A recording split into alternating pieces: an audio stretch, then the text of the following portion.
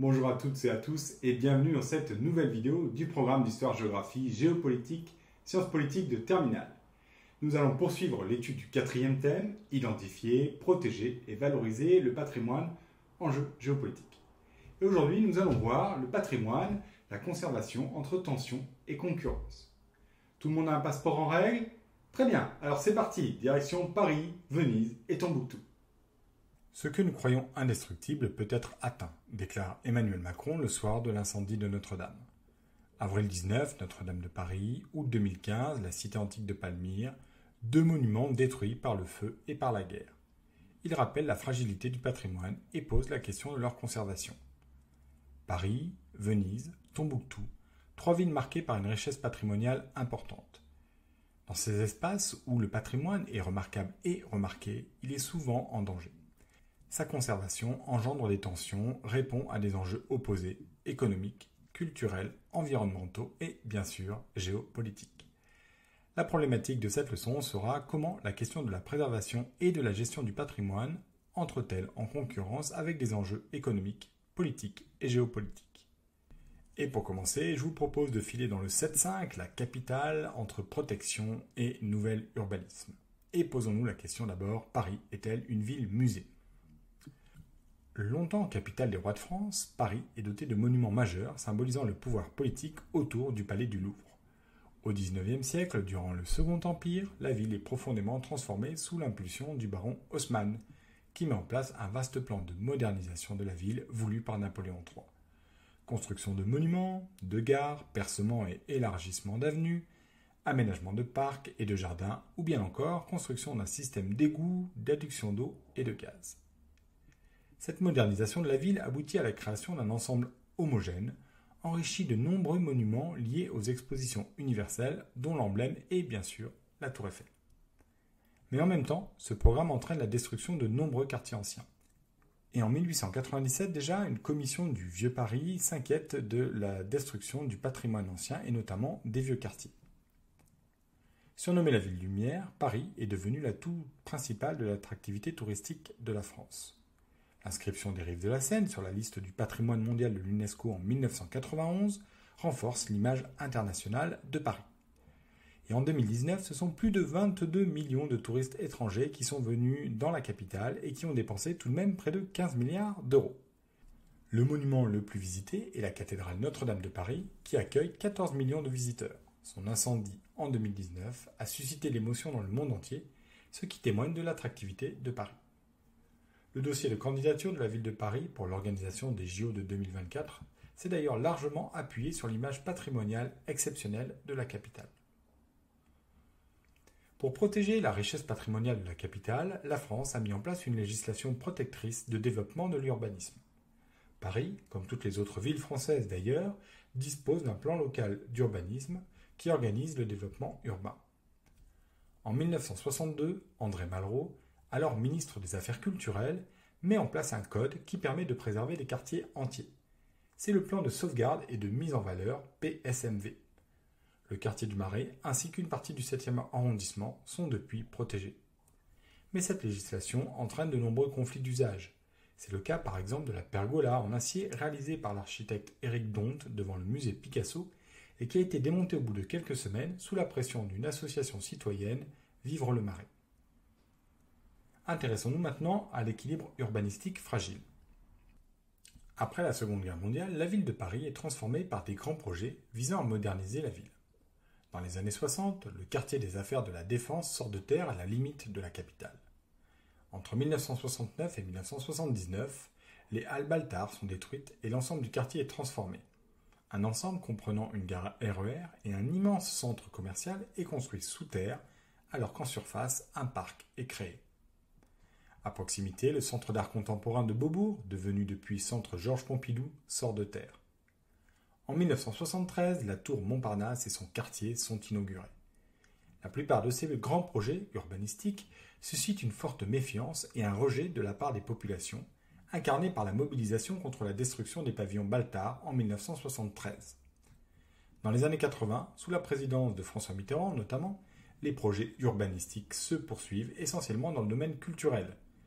La pyramide du Louvre ou encore les colonnes de Buren, puis, sous Jacques Chirac, le musée du Quai Branly. Paris est une ville mondiale, ce qui signifie qu'elle entre en concurrence avec des métropoles comme Londres, New York ou encore Tokyo. Dans cette lutte acharnée, les projets architecturaux d'envergure occupent une place centrale. La métropolisation, processus que vous connaissez par cœur, aboutit à une concentration des activités et de la population, donc à une hausse forte de la valeur du mètre carré et à une course à la verticalité marquée par la construction de buildings. Si la ville de Paris est relativement épargnée par ce phénomène, la modification des plans locaux d'urbanisme depuis 2010 change progressivement la donne. La construction de la BNF, la bibliothèque François Mitterrand, celle du tribunal de Paris ou plus récemment la construction des tours Duo répondent à la même logique. Des constructions plus hautes, mais pas trop, des architectes mondialement reconnus, des projets éloignés du cœur historique. Le projet de construction de la tour Triangle a cristallisé les tensions autour de ces grands projets. D'une hauteur de 180 mètres, la tour a été retardée plusieurs fois par des recours d'associations et de riverains. Finalement, les travaux ont débuté en 2022. La protection du patrimoine parisien est soumise à de nombreux enjeux incarnés autour des projets d'aménagement des berges de la Seine. La piétonisation des voies sur berges a été combattue par une partie des citoyens et a suscité, c'est le moins que l'on puisse dire, des débats vifs. C'est aussi le cas de la restauration Notre-Dame de Paris et plus particulièrement de la reconstruction de la Flèche. Créée par Viollet-le-Duc au XIXe siècle, la Flèche a divisé les Français entre restauration et création d'une nouvelle flèche moderne. L'autre débat majeur est celui de la privatisation du patrimoine. En 2017, la ville de Paris signe un bail de 50 ans qui donne au milliardaire François Pinault la possibilité de créer un musée pour sa collection d'art contemporain en échange de la rénovation de la Bourse du Commerce. Cette collaboration a permis la restauration et la mise en valeur d'un monument, mais elle attribue la gestion et l'exploitation d'un monument public à un groupe privé. Intéressons-nous maintenant à la question patrimoniale au Mali.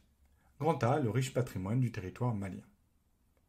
Entre le XIe et le XVIIe siècle, la région du Mali voit l'émergence d'empires puissants et riches qui s'appuient sur les mines d'or et le commerce transsaharien pour dominer la région du Sahel. À son apogée au XIVe et XVe siècle, l'empire malien développe, autour de sa capitale Tombouctou, un centre culturel et intellectuel majeur. 3 grandes mosquées et une université coranique se développent, dans lesquelles des centaines de milliers de manuscrits sont conservés. Religion, droit, mathématiques. Ces manuscrits sont parmi les plus anciens du monde arabo-musulman. Les villes de Gao et de Djenné sont aussi des foyers de diffusion majeurs de l'islam. Le travail de préservation et de conservation du patrimoine malien débute dès les années 60 avec l'inventaire et la collecte des manuscrits, dont le nombre est estimé à 300 000 et regroupé dans 200 bibliothèques privées. Les premiers lieux maliens inscrits sur la liste du patrimoine mondial de l'UNESCO sont les villes anciennes de Djenné et de Tombouctou, classées en 1988 comme foyers de diffusion de l'islam. Les symboles de ces villes sont les mosquées anciennes qui sont bâties en banco. Il s'agit de terre crue soutenues par des poutres en bois visibles et qui sont régulièrement consolidées. L'année suivante, ce sont les falaises de Bandiagara, situées en pays d'Ogon, qui sont inscrites au patrimoine mondial de l'UNESCO. En 2004, enfin, le tombeau des Askia situé à Gao est à son tour inscrit sur la liste. Il s'agit d'un ensemble funéraire des empereurs Songhai datant de la fin du XVe siècle. Grand B, un patrimoine mis en danger par l'instabilité géopolitique. À partir des années 2000, le Mali s'enfonce dans une crise politique et militaire importante. Il est notamment déchiré entre le nord et le sud. Au nord du Mali, on trouve de nombreux groupes indépendantistes, comme le groupe de rébellion Touareg MNLA, Mouvement national de libération de l'Azawad, ainsi que des groupes djihadistes. Parmi eux, on peut citer AQMI, Al-Qaïda au Maghreb islamique, et le groupe de soutien à l'islam et aux musulmans, GSIM, 2 mouvements armés salafistes qui se disputent la région avec les autorités. En mars 2012, alors que les troupes djihadistes occupent le nord du Mali et avancent vers la capitale Bamako, un coup d'État militaire remplace le président malien.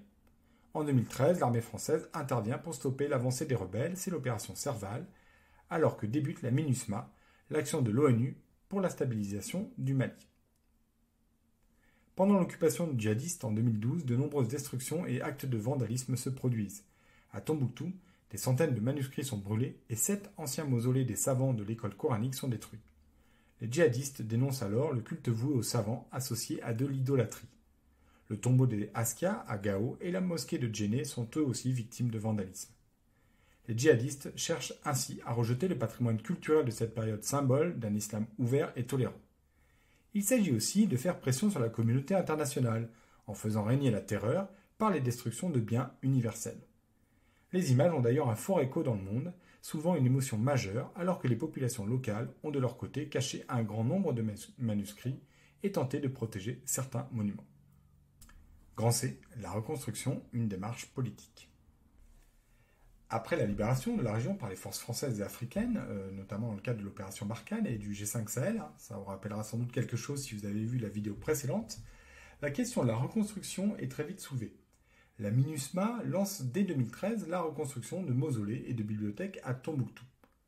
L'UNESCO organise la récolte de fonds internationaux pour la reconstruction des monuments. Suisse, Union européenne, États-Unis, Bahreïn, Croatie, la rapidité de la réaction internationale s'explique par une volonté de relancer au plus vite les activités touristiques qui génèrent des revenus importants au Mali. Il s'agit aussi d'éviter les risques de pillage et le trafic de biens culturels. Il s'agit enfin de montrer que la lutte contre le djihadisme se poursuit. En 2016, la Cour pénale internationale de l'Haye reconnaît coupable Ahmad al-Mahdi pour destruction du patrimoine culturel de son pays. Il est alors condamné à 9 ans de prison. Et c'est la première fois qu'une personne est condamnée pour la destruction du patrimoine. Les principaux acteurs de la reconstruction des monuments sont les populations maliennes qui poursuivent une tradition d'entretien annuel des monuments en terre crue. Avec l'aide de l'UNESCO, les communautés locales ont favorisé la transmission de gestes culturels ancestraux. La reconstruction et la protection du patrimoine au Mali sont l'occasion de mettre en place de nouvelles expérimentations. La formation offerte aux casques bleus puis aux militaires et aux policiers maliens autour de la préservation des monuments et des événements culturels. On peut aussi citer la création de banques culturelles dans lesquelles les populations déposent des objets qui sont conservés par la banque mais dont ils gardent la propriété. On peut enfin citer la reconnaissance par la population de la valeur patrimoniale des manuscrits. Mais l'équilibre reste fragile. Une série de coups d'État a frappé le Mali en 2020 et 2021, aboutissant à la destitution du président Ibrahim Boubacar Keïta et au retrait des troupes françaises de l'opération Barkhane. Le Nord est quant à lui toujours déchiré par des conflits et des violences importantes. Intéressons-nous pour terminer au cas de Venise entre valorisation touristique et protection du patrimoine. Une ville menacée par le surtourisme. Fondée au VIe siècle, la vieille ville de Venise est bâtie sur près de 120 îlots au cœur d'une lagune. Classée au patrimoine mondial de l'UNESCO en 1987, la vieille ville de Venise est parcourue de canaux, de près de 450 ponts, de palais gothiques et de chefs-d'œuvre de la Renaissance. La basilique Saint-Marc, le palais des Doges ou encore le Grand Canal témoignent de la grandeur passée de la cité qui contrôlait, à la fin du Moyen-Âge, le commerce en Méditerranée. La ville est aussi connue pour le carnaval, qui est l'un des plus importants au monde, le théâtre de la Fenice ou encore la fondation Peggy Guggenheim, qui illustre le rayonnement culturel de la cité. La vieille ville de Venise a bénéficié du développement des compagnies aériennes low cost et de l'explosion des croisières en Méditerranée. En 2018, le port de Venise a accueilli 600 paquebots. Le nombre de touristes a triplé en 20 ans. Et en 2018, ce sont près de 30 millions de personnes qui ont visité Venise. Le tourisme est bien évidemment l'activité majeure de la cité vénitienne. Il fait vivre 65% de la population et rapporte à la municipalité 2 milliards d'euros par an. Venise accueille de nombreuses manifestations touristiques, parmi lesquelles on peut citer la Mostra, le Festival international du film, la Biennale d'architecture, grande exposition internationale qui a lieu comme son nom l'indique tous les 2 ans, et bien évidemment le carnaval qui accueille 100 000 visiteurs quotidiens. La lagune de Venise est un écosystème fragile qui est largement détérioré par le tourisme de masse. Les immenses paquebots qui entrent dans la lagune, l'accroissement du nombre de vaporetto, les bateaux-bus traditionnels qui doivent circuler pour transporter toujours plus de touristes, accentuent la houle, ce qui cause des dommages sur les fondations des bâtiments, érode les rives et fragilise les quais. Les phénomènes d'aqua alta sont toujours plus nombreux alors que la vieille ville s'enfonce. La multiplication des touristes pose des problèmes immenses de production de déchets, de traitement des eaux usées. La hausse du prix de l'immobilier aboutit à la chute de la population locale. Et en 50 ans, la ville a perdu les 2/3 de ses habitants, pour ne plus compter aujourd'hui que 50 000 habitants. Face au développement des plateformes de location comme Airbnb, la chute de la population s'accélère. La ville est touchée par un phénomène appelé la Disneylandisation. Ce concept, développé par la géographe Sylvie Brunel, est particulièrement difficile à prononcer, c'est vrai. Il témoigne surtout de la transformation des territoires et des sociétés sous la pression touristique, réduisant l'espace concerné à un parc d'attractions. Les habitants de Venise ont, c'est vrai, le sentiment d'être des acteurs dans un parc d'attractions qu'on pourrait appeler Venice Land. Grand B, la lutte pour la survie de Venise. Face au danger de submersion, l'État italien a mis en place un projet pharaonique, c'est le projet Moïse. Il s'agit d'immenses caissons qui se soulèvent lors des périodes d'aqua alta, de fortes eaux, de fortes marées, pour empêcher la submersion de la lagune. Mais le projet est largement critiqué pour son coût, 5,5 milliards d'euros, son efficacité et sa gestion. L'objectif est aussi d'interdire l'accès de la lagune aux paquebots. Afin de maîtriser les flux de touristes, la municipalité a installé des portiques de régulation et mis en place une jauge pour l'ouverture du carnaval de Venise. Pour faire face aux dépenses accrues, une taxe à l'entrée de la ville est perçue pour l'entretien de la cité. La surfréquentation touristique a engendré un rejet du tourisme de la part de la population locale. On parle de tourismophobie. Les citoyens et les associations se mobilisent contre les paquebots, manifestent pour la mise en place d'un tourisme plus durable, luttent surtout pour la survie des commerces de proximité. En 2019, pour dénoncer les dangers du surtourisme, le maire de Venise a réclamé l'inscription de la ville sur la liste du patrimoine en péril de l'UNESCO. Il s'agissait pour lui de dénoncer l'inaction du gouvernement italien et d'espérer des moyens supplémentaires pour lutter contre le surtourisme.